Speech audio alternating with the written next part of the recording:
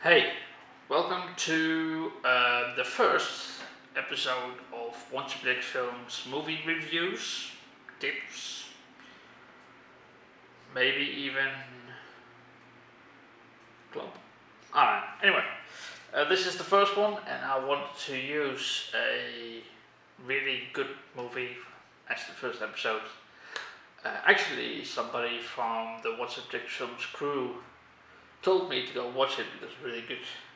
So thank you, Schizo, for that. Road to Perdition is what it's called, and there should be popping up a poster of it right here. The main actors within it are Tom Hanks, Paul Newman, Jude Law, Daniel Craig, Jennifer, Jason Lee.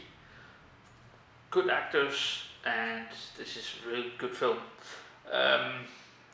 At imdb.com they said bonds of loyalty are put to a test when a hitman's son witnesses what his father does for a living. And that's, in two sentences, a really good description of what this film is like. It plays around the 30s, kind of. I thought it was the 20s, but it's the 30s. And it's about Irish gangsters, and Paul Newman plays like the godfather of that Irish gang, or how I should call it, I'm not sure. He plays the godfather, so he's the big guy in that town, village, and he rules everything there, basically. Daniel Craig plays the son of Paul Newman, of Paul Newman's character, basically. And he's kind of disappointed in him. He always thought of his son being his replacement. He's going to take his position, basically. And he's been nothing but a disappointment to him. And he took Tom Hanks' character under his wings because I think he was an orphan. They didn't really put that much light on the history, but the history of Tom Hanks being either an orphan or without a father, at least. But Paul Newman's character took him in under his wing when he was young and let him grow up within the gang, basically. And Tom Hanks now is the hitman, secure the right-hand man of Paul Newman. And basically, Paul Newman is more and more, in the beginning of the story, more and more leaning towards Tom Hanks as his replacement, when he might stop with it or whatever.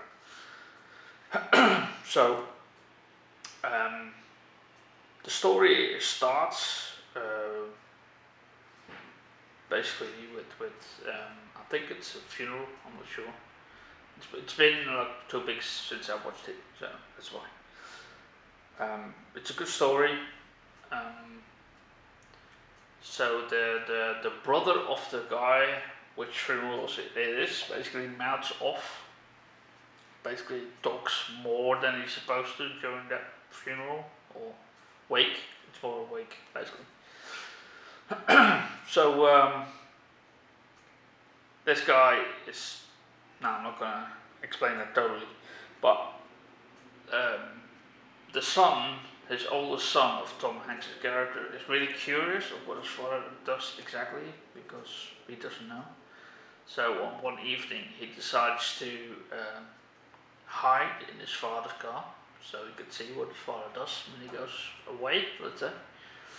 And because of that he witnesses a unplanned murder, basically. And he shakes, or he's so scared of what happened, of the reality of what his father does, that he makes a sound as soon as he witnesses it, so they notice him.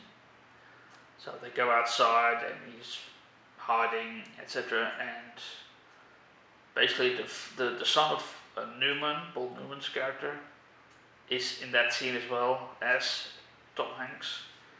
And the whole witnessing of his son, of the murder, is like turning into like the friction between the son and Tom Hanks, or his character, that he's not sure. Tom Hanks' character is not sure what's going to happen next, and the story really starts from that. The whole, yeah, it's difficult to explain the interaction between Paul Newman as a godfather figure of an Irish gang, and what should happen now. Should he just trust to the point that his Tom Hanks' son won't say anything, keep quiet, and to enforce that he goes to the house of Tom Hanks' character just to reinforce that on Tom Hanks' character's son, Michael.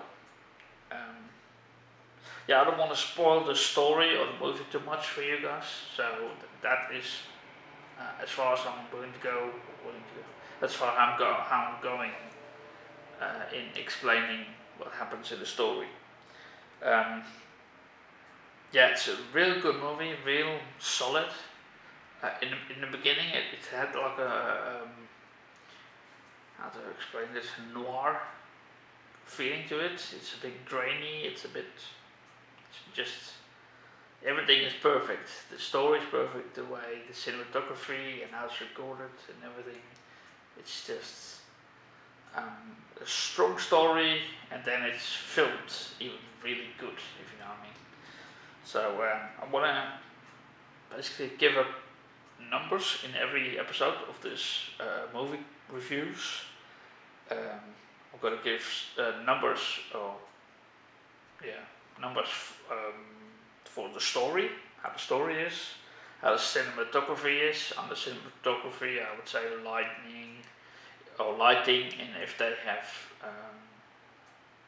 done anything to basically affect the film. Like in this film, it's got grainy, they have captured the feel of the 30s and the 20s really well. It's amazing how this film has been made, etc. It's been directed by Sam Mendes. For the story, I would like to give it an 85 out of 100. It's just really solid, really good, and I really like it. Cinematography, I would like to give it a 90 out of 100 because it's just amazing how the lighting is. They use not like the smooth lighting you see nowadays.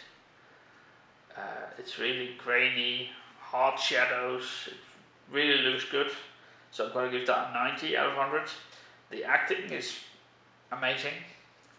A lot of big names, obviously, and I would like to give the acting an 85 out of 100 as well.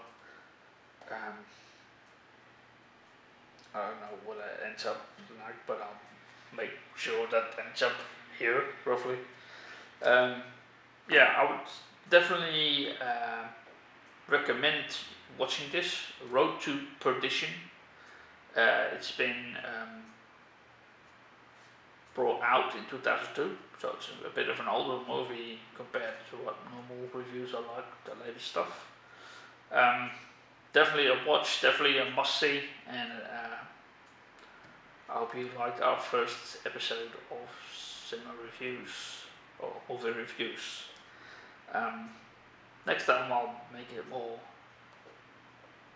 better.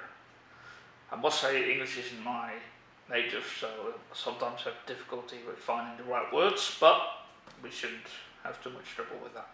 Anyway, thanks for watching. This is a cut and a wrap for me, something like that.